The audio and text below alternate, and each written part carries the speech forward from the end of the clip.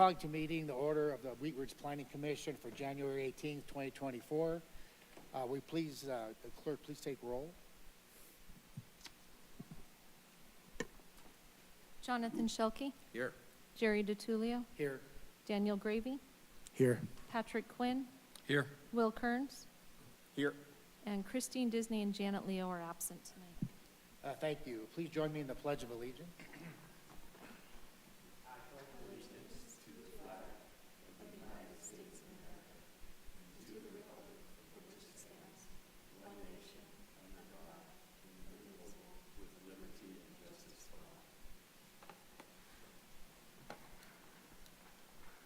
Do we have any changes to the order of the agenda? Seeing none, the agenda will stand as published. Is there a motion to approve the minutes of December 7th, 2023? So moved, Mr. Chairman. Second. We have a motion to approve the minutes. It was seconded by Commissioner Greavy. Please poll the commission.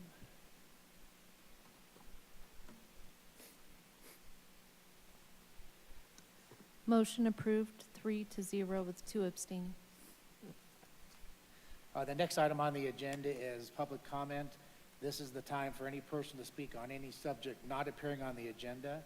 Public comments are limited to 3 minutes. Do we have anybody on Zoom tonight? Because I see nobody in the office or in the council chambers. Are you here for public comment?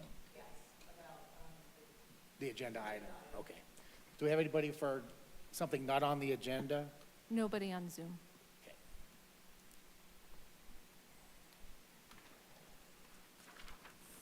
We'll move on to public hearings. I'm going to open the public hearing, and Commissioner Kearns, please introduce agenda item A. This is an ordinance amending Chapter 26 of the Wheat Ridge Code of Laws concerning electric vehicle EV charging and parking requirements, and making conforming amendments therewith. The proposed ordinance creates regulations for electric vehicle EV parking and charging facilities within the zoning code, defines terms related to EVs, allows for EV charging facilities of various types throughout the city, and establishes minimum EV parking space requirements. Notice for this public hearing was provided by the Code of Laws. Thank you. We'll move on to the staff presentation. And before you start, I'll swear everybody in.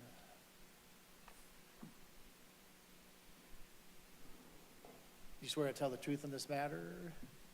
I do. Thank you. All right, no formal presentation tonight. Good evening, Planning Commission. I'm Scott Cutler, Senior Planner at the City of Wheat Ridge. Just wanted to present on this ordinance tonight regarding EV charging and parking requirements. So I'm going to give a little bit of background, and this was included in the staff report as well. We don't currently have any requirements related to EV parking and charging in the city code anywhere. We do have adopted building codes that allow EV charging, but doesn't actually mandate placement or design or anything like that. We actually brought EV parking and charging to council a couple times, and in, I believe it was April of 2023, City Council gave us the direction to work on an ordinance or at least some parameters.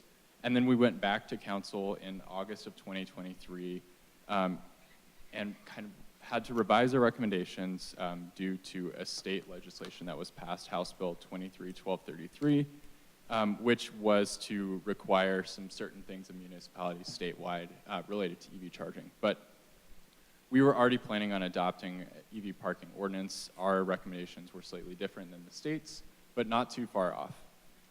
So I'll get into that in just a second, but I want to give a little bit more background on the House bill that passed in June 2023. And the main thing is that state multi-unit buildings are now required to provide EV parking as of March 1st, 2024, statewide. The purpose of the state legislation is to further the state goals related to the reduction of greenhouse gas emissions and to expand charging infrastructure necessary to support growing EV market share, and really not stand in the way of people charging their vehicles. So there are three main components that apply to Wheat Ridge in that state law. One is compliance with all of the EV requirements in the Model Electric Ready and Solar Ready Code by March 1st. That includes minimum parking requirements, then prohibiting unreasonable restrictions on EV installations for both tenants and owners. We can't prohibit someone from installing EV infrastructure if they want to. And then prohibits local governments from banning EV parking or charging. So those are the things that apply to Wheat Ridge. Everything else is voluntary, and I'll get into those differences in a minute. Right now, we're not seeing the private market deliver on EV spaces in new development, despite actual market saturation. We have also seen limited interest in building freestanding EV charging facilities. Some of that's due to the zoning code not allowing it currently. It's silent to it, and if something's not in the zoning code and it's silent, that means it's not technically allowed. So by allowing EV charging facilities throughout the city, some of that market can start to develop. So this ordinance is based on City Council consensus on August 7th, 2023.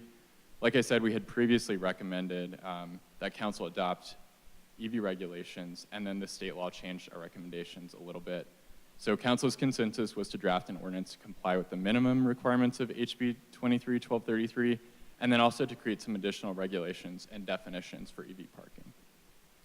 So the ordinance that was drafted and attached for you all to review accomplishes a few things: creates definitions in the zoning code related to EVs, including electric vehicle charging stations, retail electric vehicle charging stations, and EV parking spaces. It creates standards within the city's parking requirements related to charging, including establishing minimum parking requirements to comply with state law. It allows electric vehicle charging stations as an accessory use in all zone districts, so it would allow EV charging in a home garage, in a parking lot, or at a gas station.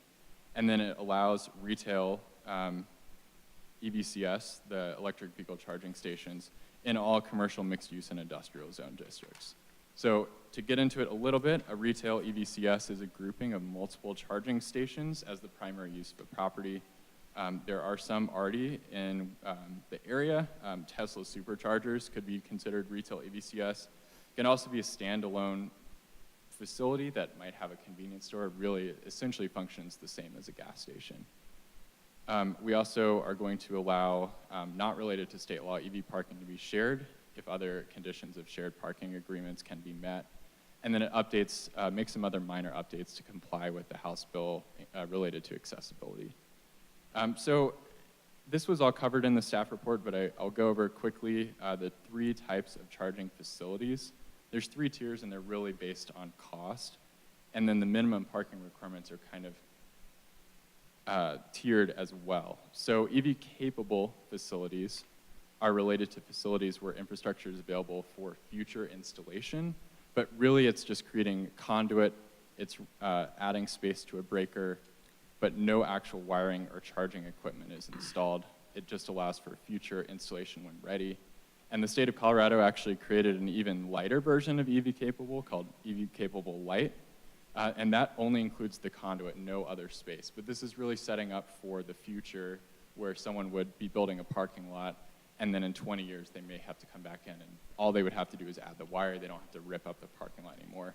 Requiring EV-capable and doing EV-capable spaces saves hundreds of thousands of dollars if it's done up front versus going back in and ripping up the parking lot in the future. EV-ready spaces are facilities where the necessary infrastructure and wiring is installed, but there's not an actual charger station at the end of it. This usually means something that terminates, and then in the future, someone can come in, pull a permit, get a charger installed really quickly. But EV-ready also means a 240-volt wired outlet in a garage for someone that lives in a single-unit home, duplex, or townhouse where they could charge their vehicle in their own garage. The market is actually already delivering this, and most new homes that I've seen have that in the garage. They also, large appliances already run on it. It's pretty common to see this. And then the EV-installed charging facility is the complete charging facility that includes all the infrastructure, outlet, and the charging station. There's one outside at City Hall. That's an EV-installed. That's a level 2 charger, so it's a little bit slower, but there's also level 3 chargers, which are really advanced quick charging stations, and those are the most expensive to install. So the main component of the House bill is to require minimum parking requirements, specifically to multi-unit residential, but the city will also be required to adopt the statewide building code requirements, which will then apply to commercial. So we're including all of this in the zoning code to allow planning staff, my team, to easily locate the requirements and request the parking spaces be included during site plan review, so this isn't being caught at the very end and being a surprise to someone that's pulling a building permit. All the minimum requirements are found in the ordinance, and we can go over those if you have questions. I'm not going to go through each percentage requirement. But basically, the highest requirement is for the multi-unit residential. That's where the highest demand is. Most charging happens overnight, and that's what the state House bill is requiring.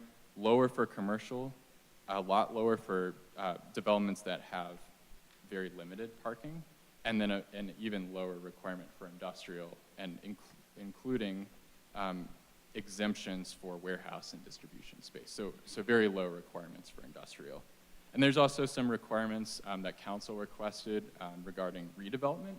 We don't want this to be an ordinance that's applied in full to a property that's choosing voluntarily to redevelop. This would only apply to brand new development in the city. And then there are some instances where council's requested some capable spaces to be installed as part of major remodels or major changes of use, but no charging station would be required if someone was just trying to come in and remodel an existing space or add an addition or something like that. So it's meant to be business friendly to existing businesses that are attempting to just remodel their properties. I think I've covered it all, and yeah, I'm happy to answer any questions. Thanks. Thanks. We'll move on to public comment and come back for commissioner questions. So for public comment, please come on up and state your name and spell your last name for the record and where your address or city.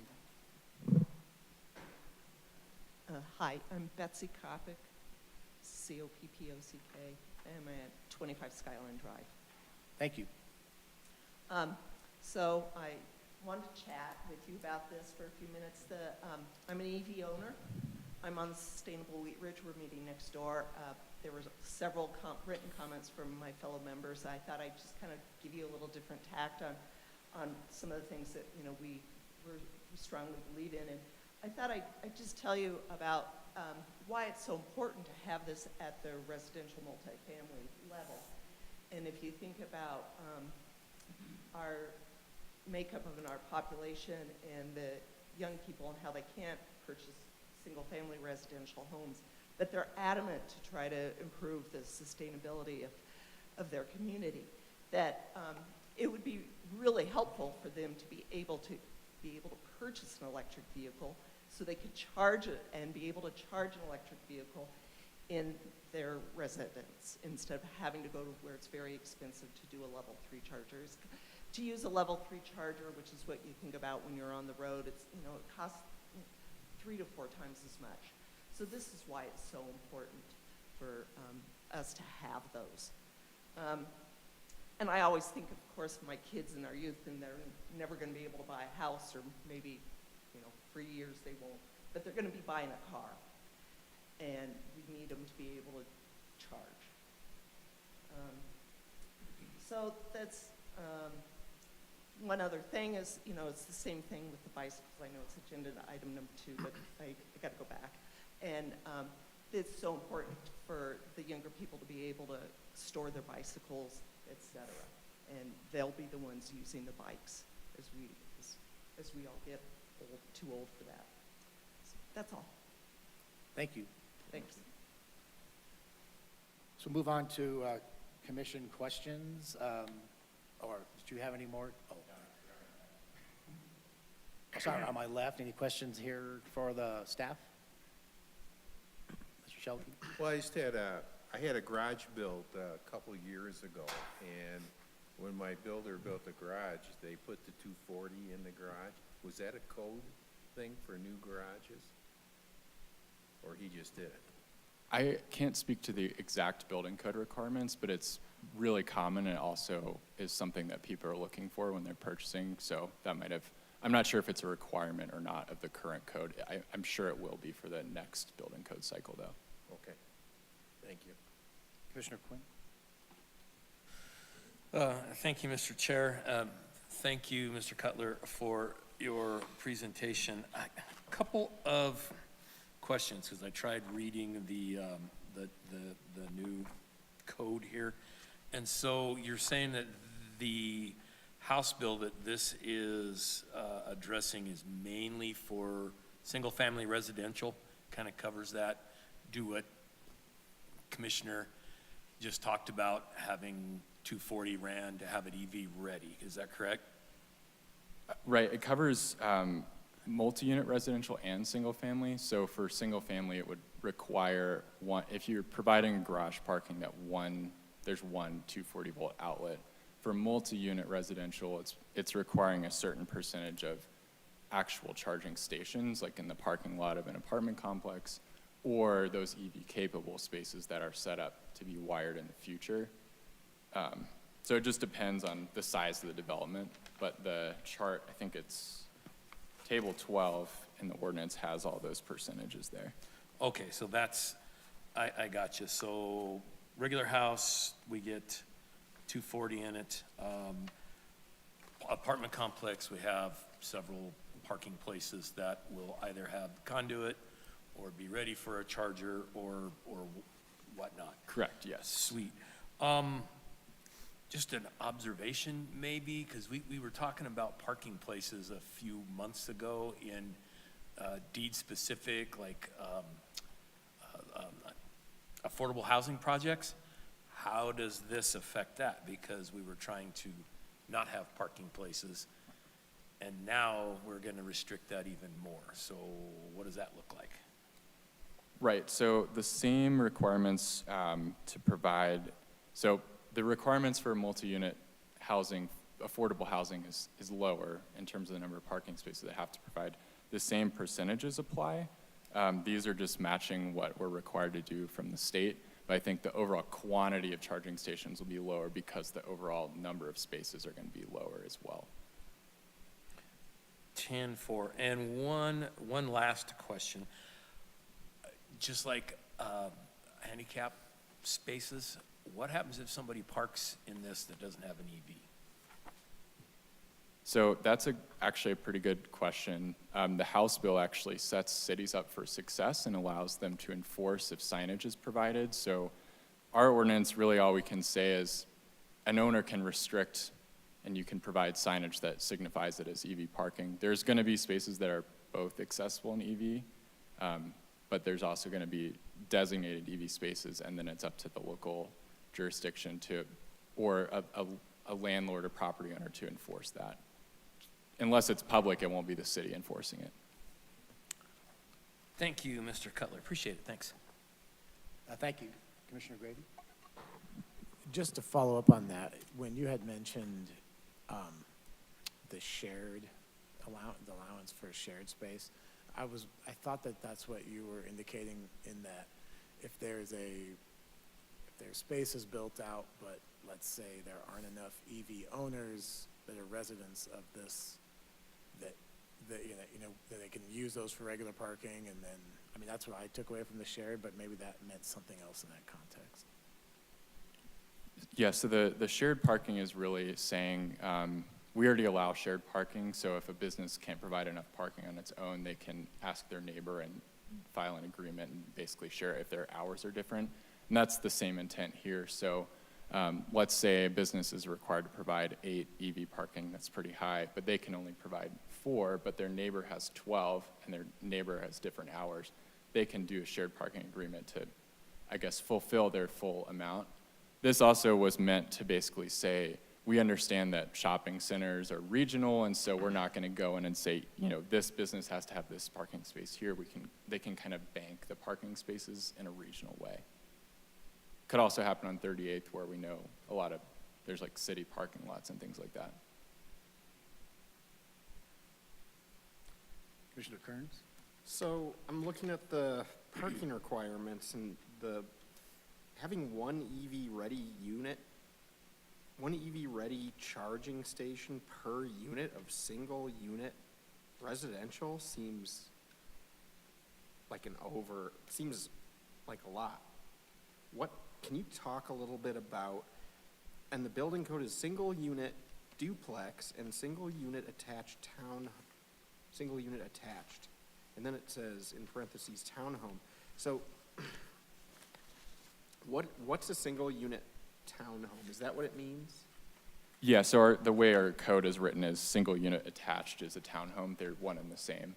Okay. And that EV Ready that you're looking at, that's just the 240 in the garage. So there's not a charging facility for EV Ready. It's just an outlet. 240 in the garage? Yep. Okay. Okay. Thank you. That's my only question. So what you're saying is that the county attorney interpreted the state law to require this change to our ordinances for EV charging? Yes, and that was also council's request as well.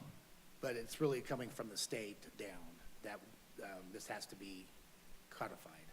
Yes. So going back to the question about affordable housing, so that project at 44th and Wadsworth, if this was in place and the AMI is 60%, we're really assuming that the people living there are going to have an electric vehicle and they're at 60% of the AMI, and so we're going to require the developer, would the housing authority have to add these to that project if this was enforced for that 44th and Wadsworth project? I think based on the current requirements, yes. We understand, though, that state legislation is constantly changing, and we recognize we will probably have to be back with amendments to this as we figure things out. This is the first step to get compliant, though, because I actually understand where you're coming from on that. I think this is just how we're complying with state law, and we can have that discussion with those developers at the time they need to provide that parking. Well, they have a second phase of that project. I'm just using them as an example. So at 44th and Wadsworth, they have a second phase of building. If this passes through council, will they have to comply then, and that one new section of the project's going to have the EV charging just for that one section, for that one new build? It would, yeah, any future phases after March 1st. It's, the actual charging station is 5%. So if you're looking at a 20-unit building, that's one parking space that's a charger, so it's not actually that high of a percentage. The majority of that percentage is the conduit under the parking lot for future installation. Okay. Thank you. I forgot to mention, do we have anybody on the public that wants to speak about this on Zoom? Do we have any more questions from commissioners before I close the public hearing? Commissioner Quinn? So we were talking about townhouses. What if they don't have garages? What if it's just outside parking? My understanding is that it would still be one per unit, but there would be the ability to have a shared garage or something like that. The way we interpreted the code is it's fairly flexible. I don't think it would mandate you to have a garage with a space. You could still find a more regional solution for the complex, for example.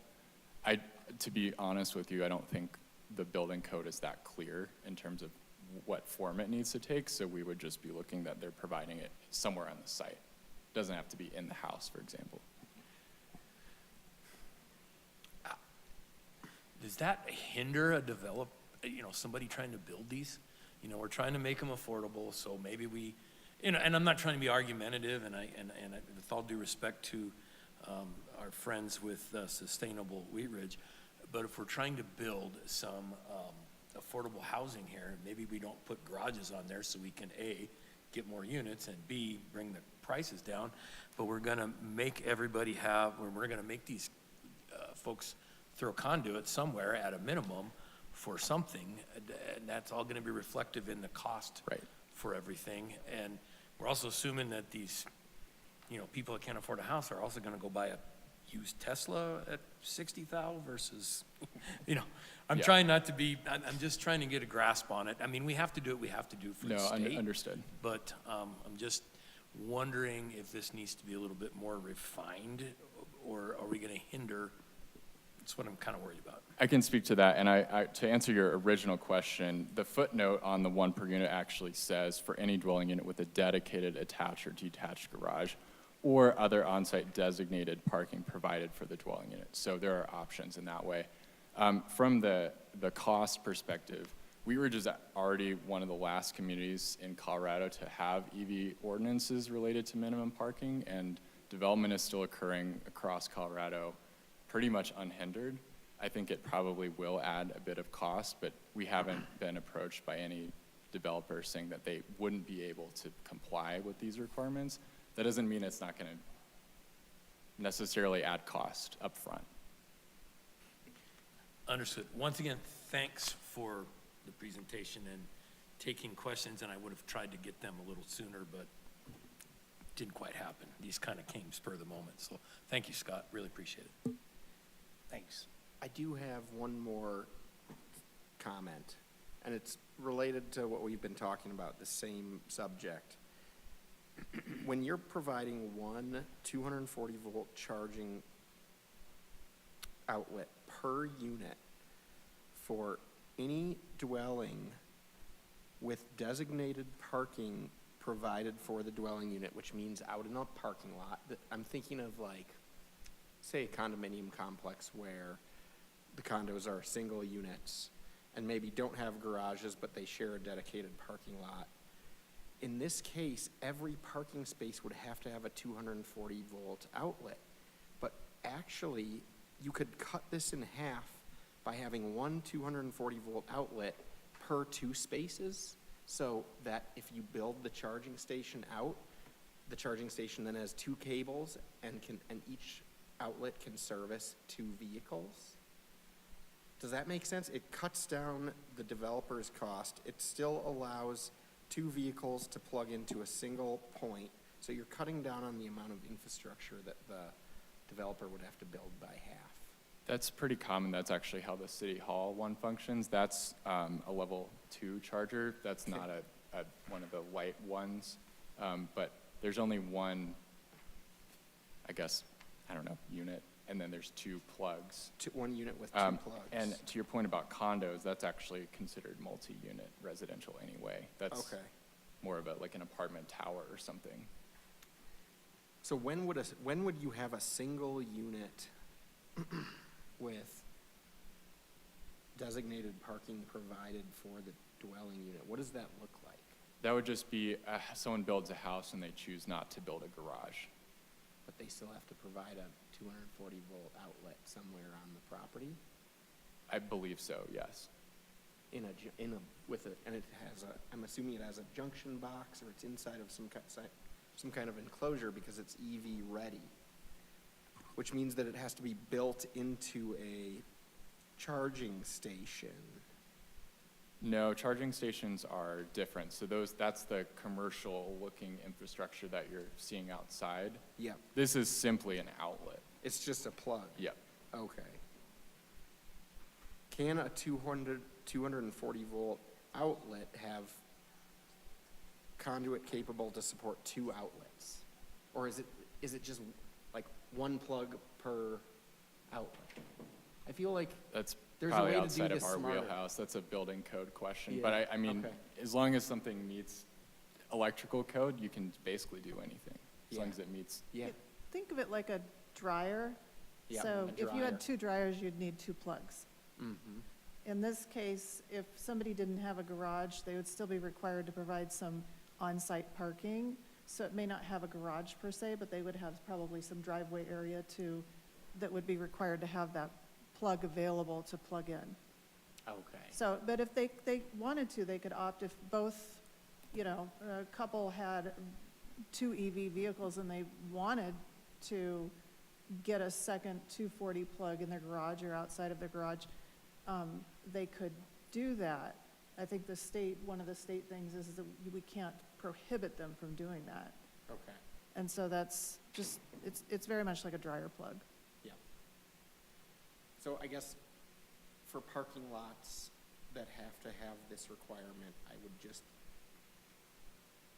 make a recommendation that we try to be smart about how we install these things and try to allow for one dual plug conduit per 2 spaces, right? So that way you have 2 spaces with with the conduit outlet, and it has 2 plugs for 2, that way it's not 1 plug every space, right? Right, and You do that's, it- that's pretty common practice already. So as long as the actual plug is there, I don't think we care what it looks like. You don't need 1 pole per space or Yeah. whatever. That's how it is out here. This is counting as 2 EV spaces, even though there's only 1 station, I guess. There's still 2 plugs. Okay. Thank you, that's it. I had one more, just kind of clarifying. So this conversation around, not covered parking, like in a parking lot and meeting these requirements, it's essentially trying to eventually get towards EV charging stations. Because when if you look at the multi-unit residential, the 5% for the EV charging station, well, that knocks off 5% of the others down the line because it meets all of them. And then, it kind of is a domino effect that way, but you requiring 30% of the capable light as the first step to eventually having charging stations in the parking lot, like you have out here, for example, as essentially, a replacement for gas stations. I mean, if you look way down the road, it's going to be just a lot of at-home on-site charging. I mean, just to give us a visual of the non-covered, not a garage, end game for these surface lots. Right, yeah, that's correct. And the data shows that the vast majority of charging happens at home, so that's why the multi-unit residential is the highest, and then the commercial and industrial is much lower, because we don't anticipate ever needing or really even wanting that amount of charging on a commercial basis. But if you have an assigned parking space at your apartment, in 30 years, whatever, it'll be eventually capable of adding a station when the time comes. It's just future thinking. It's so, people don't have to rip up parking lots in 20 years when EV adoption rates are higher. Yeah, and I would add to that, in my experience in other communities,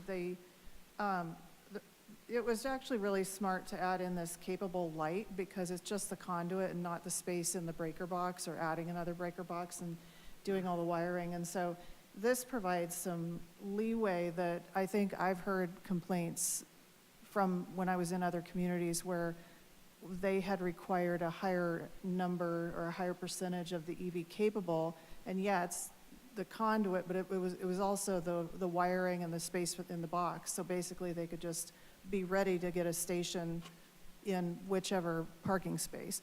And so I think that adding this capable light is actually a really smart move toward keeping the infrastructure cost way down, but it also prevents having to rip up that parking lot, which is a cost to the future owner of the property, and not having to go through, materials, because as we know, materials are a huge waste item. So I think this was a good addition from the state to add that light figure in there.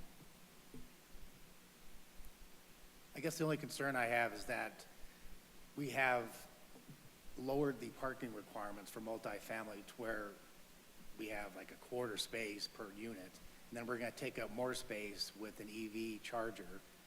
We're basically putting cars that are parked on the street versus parked in the lot. And then if we have folks that are unable to even have an EV, that spot's gonna be basically empty, because if their AMI is 60%, they're not gonna be able to afford it.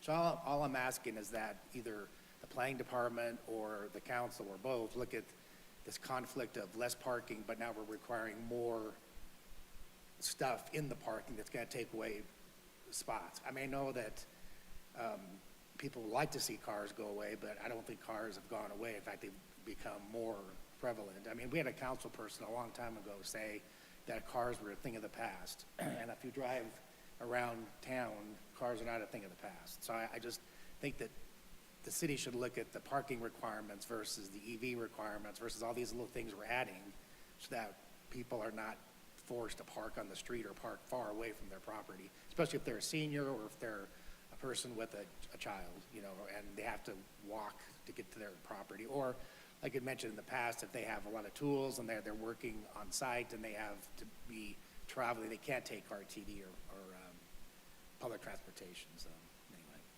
that's my recommendation.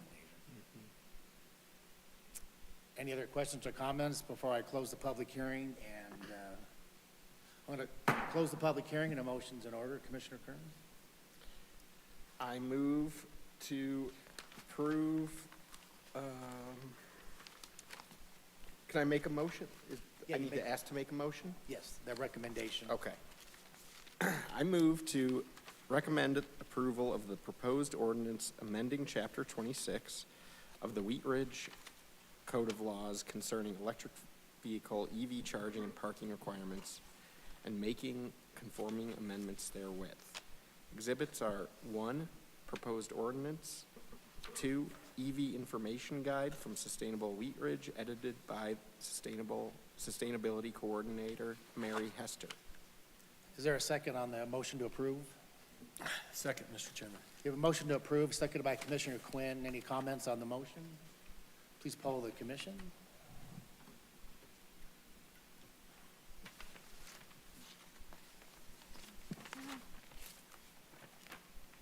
Somebody not, oh, no, we're good. Motion approved, 5-0. Thank you. Item B, Commissioner Shelkey, please read the title and the summary or issue. An ordinance amending Articles 5 and 11 of Chapter 26 of the Wheat Ridge Code of Laws concerning bicycle parking and storage requirements and making conforming amendments therewith. The proposed ordinance creates a long-term bicycle storage requirements for large multi-unit residential developments, updates and clarifies vehicle parking reduction allowances when additional bicycle parking is required, and decouples bicycle parking requirements from vehicle parking requirements. Notice for this public hearing was provided by the Code of Laws. I'm going to open the public hearing and we'll move on to a staff report. Mr. Cutler, you swear to tell the truth in this matter? I do. Thank you. Thanks. Once again, hello. This ordinance was also on the same track with City Council as the EV ordinance.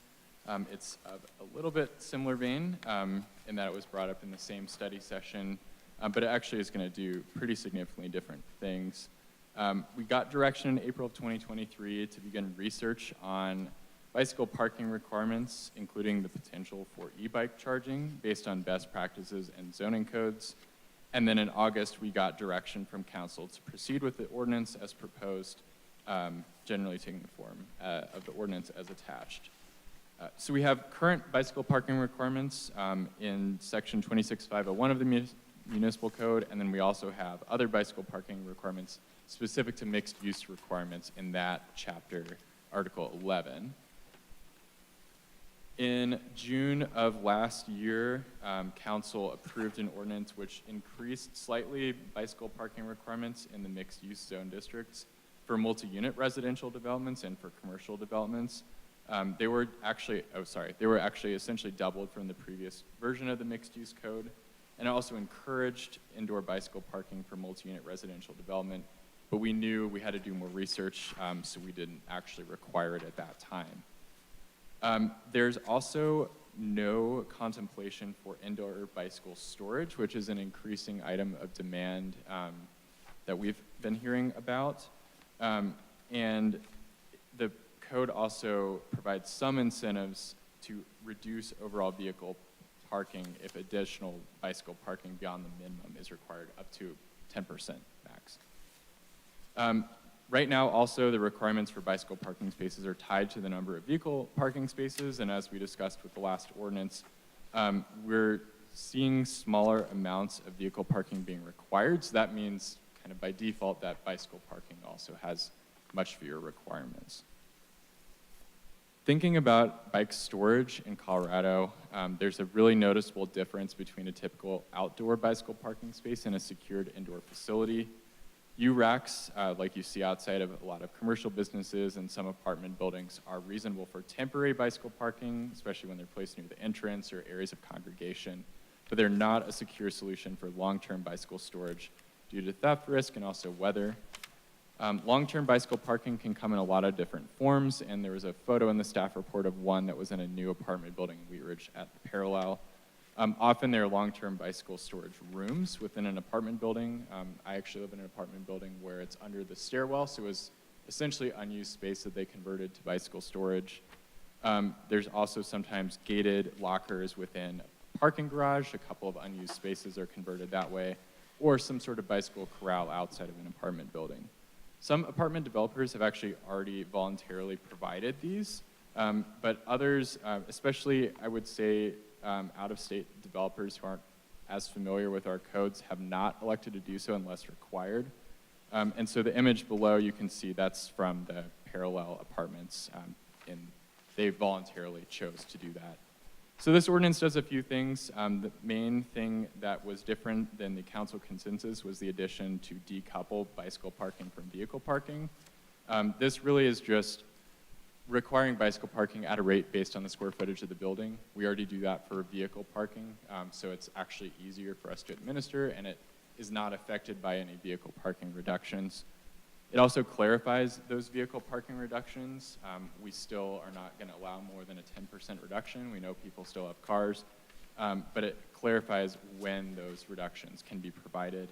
It also will provide some additional incentives for office uses or institutional uses to provide, again, voluntarily, some long-term bicycle storage or changing facilities within the office building. That's really common. That exists in downtown Denver already. We don't expect people to necessarily do this, but having it in our code provides people the flexibility. It will not ever be a requirement. The code amendment will add standards for long-term bicycle parking, including security and weather protection. And the main thing that it does is update minimum bicycle parking requirements for all uses to better align with mixed-use code updates. Lastly, it will add minimum long-term bicycle storage requirements for multi-unit apartment and condo developments over 50 dwelling units. This is only the largest apartment buildings that we see. We don't get a lot of these. We recognize that this requirement would likely be more burdensome for a small apartment developer or small apartment building, and may not make as much sense. But on these large 5-story, 6-story apartment buildings, we've been seeing having a dedicated space to secure tenants' bicycle parking is really a big deal, and something that most other cities in our area already require. For a number of reasons, again, theft is a main issue. Apartment sizes are very small, and there's actually not a lot of space within those units to store bicycles. And then storing it on the street is just not something that a lot of people want to do. So this is kind of codifying something that's already happening, but not all developers are choosing to do this at this time. This will make it a requirement, but again, for only those apartment buildings over 50 dwelling units. With that, I am happy to take questions after public comment. Thanks. Thank you. Well, we don't have anybody in here for public comment. Do we have anybody on Zoom for public comment for this item? Nobody on Zoom. Thanks. So I'll move on to my right. Any questions, Commissioner Kearns or Commissioner Grady? I'm just curious about the incentives for like providing both this long-term storage and shower and changing facilities. So the incentives are that if they provide shower and changing facilities, they get they can provide less parking spaces per. Is that the incentive, or it's fewer parking? Fewer parking spaces, yes. So that would be kind of if they're providing like locker rooms. This is really only common in a large institutional or office user, which we don't see a lot of in Wheat Ridge. Mm-hmm. Pretty common in downtown areas, but as we, if the Lutheran campus redevelops, for example, and we see office users, that would be an incentive for them to provide those facilities to their employees, and then they could slightly reduce their overall parking requirement. So how much do they get, how much of a reduction do they get? I see that there's a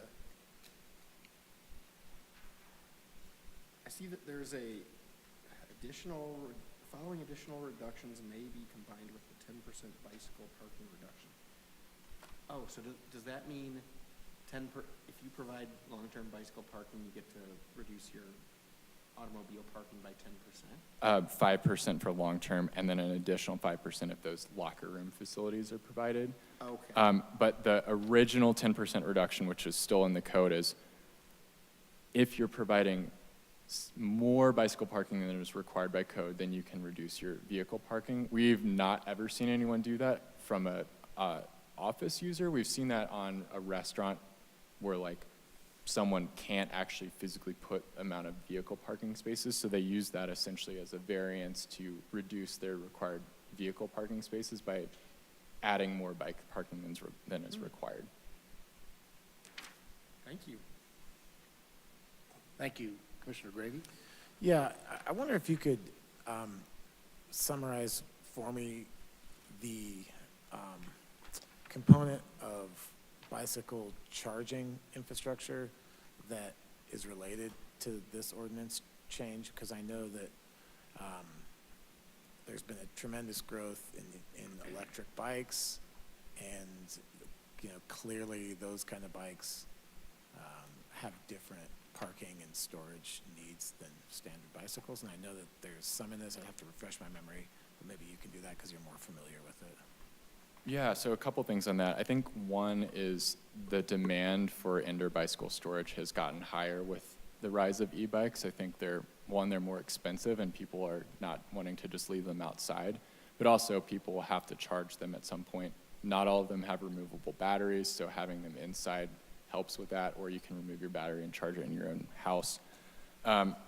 This ordinance doesn't actually provide anything in terms of e-bike parking different from regular bike parking, except for that, for those large apartment buildings, those bike rooms can have plugs that can charge those bicycles inside.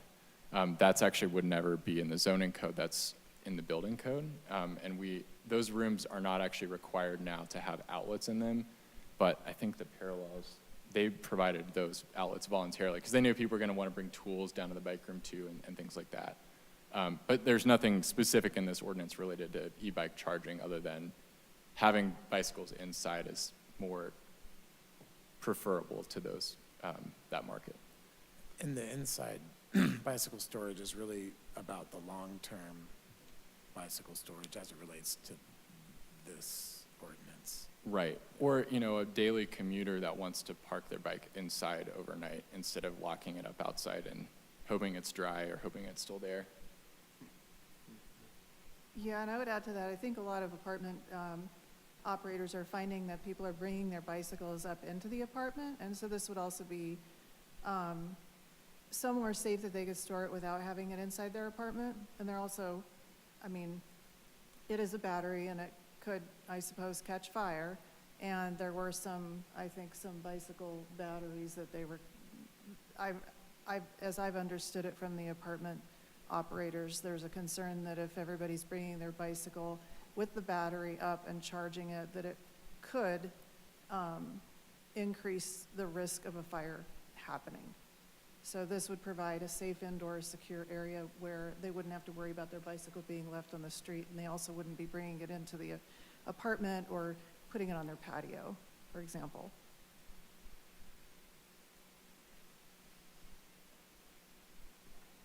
Any other questions? Commissioner Quinn or Commissioner Shelkey, any questions? Thanks, Scott, for the report.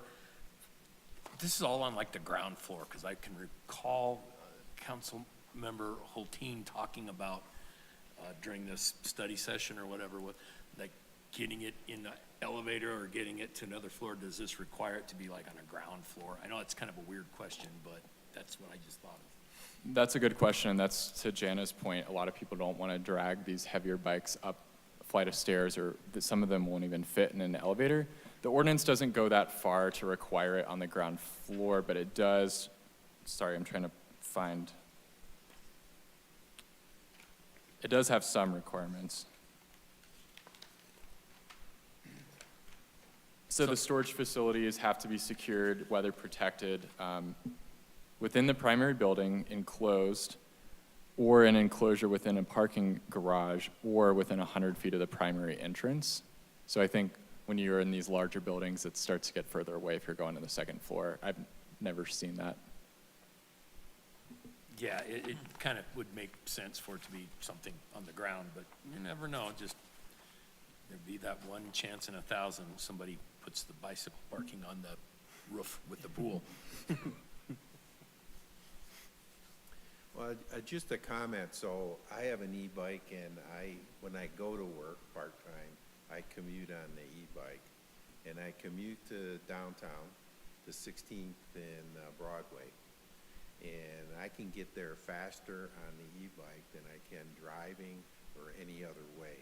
So it's a great way to go. In the building that I work in, the bicycle storage is right in the basement where the parking is for cars. And the nice thing is your access key lets you right in. You put your bike in the storage room. There's no outlets, because I think anybody who's riding an e-bike knows how far they can go. So, that's not an issue.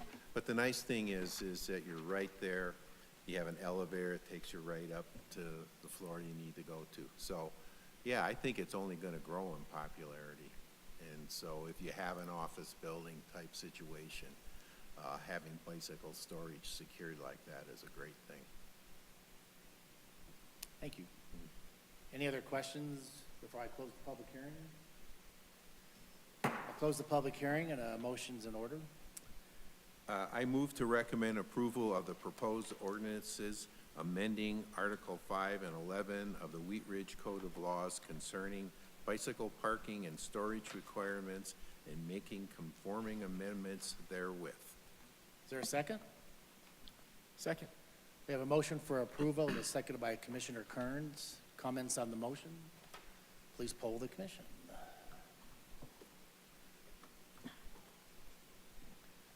Motion approved, 5-0. Well, thank you. That concludes our public hearings. We'll move on to item 8, which is old business. Do we have any old business? How about any new business? Hi, thank you, Chair DiTullio.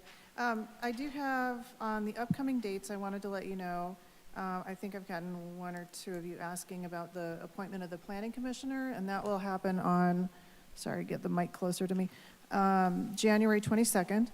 So following that, and I don't know more about it than that, but following that, we will have a new commissioner to fill our vacancy. And then we will not, and Tammy, correct me if I'm wrong on this, but we will not be having a February 1st Planning Commission meeting, but we will have a meeting on the 15th. So mark your calendars for that. And then just a couple of quick project and development updates. The Tabor Lake Apartments, which was the former Howard Johnson Motel over on 44th, that has received its final CO. And then on the city plan, I wanted to let you know that we opened it up for people to sign up as city plan champions, or just opening it up to subscribers. I think it was just last week. And we already have 38 champions interested and 168 subscribers. So that was really good news. And we're planning a kickoff between staff and the consultant CZB on January 31st. I don't know any more about that at this time. I think it's still tentative, but I believe that's the date. And then we're also working through right now getting some steering committee dates and open house dates on the calendars. So a lot of good stuff going on with that. Thank you. Thank you. Commissioner updates, Mr. Kearns? I don't have anything. Commissioner Gravy? Sure. I just wanted to thank City Council and staff for how they went about both meeting the state law, but also being forward-thinking about expanding it to the extent that would help the city function in an efficient manner in the future. And then I would also, just kind of on the record, express appreciation for some of the public comment that were provided on these agenda items, because they were thoughtful and detailed. And, just a couple of thoughts I think are important to consider, when you follow with regard to the EV issue, the adoption of new EVs, on the road have grown remarkably relative to, the rates in the past. And I think most folks are aware that concerns about charging, range issues, or range anxiety, they call it, and these kind of things are a primary reason that they might not grow even more quickly. And so these types of things are extremely important to advance that. And I think that that's also related to some of the comments that were expressed about cost of EVs, because there's already been an appetite shown from manufacturers, and as the demand from the consumer side increases, costs will decrease, and of course, demand's going to increase when the infrastructure is built out. So I think it's important to make these types of changes on the local level. So I appreciate this work. Thank you. Commissioner Quinn? Thanks, Mr. Chairman. Once again, thanks for all the reports. You did a great job, as usual. Another shameless plug for the city project map. That's really fun to watch and look at. That's wonderful. And as my esteemed colleague had said, I really appreciate the public's interest in taking the time to make the comments. So it's really nice to see that that's happening. Mr. Shelkey? Maybe just a comment about the cost of EVs. EVs are very expensive right now, but if you look what's going on in China, EVs are very cheap. And if those EVs at some point in time will be imported here, it's going to drive the prices down of EVs. So this whole concept, when we talked about the affordable housing and can't afford an EV, well, it can't afford an EV today, but I think in the future that may not be the case. That may be the cheapest transportation for people. Do we have a motion to adjourn? So moved, Mr. Chair. Is there a second? Second. Motion to adjourn, seconded by Mr. Gravy. Commissioner Gravy, please poll the commission. Motion approved, 5-0. Nobody wants to keep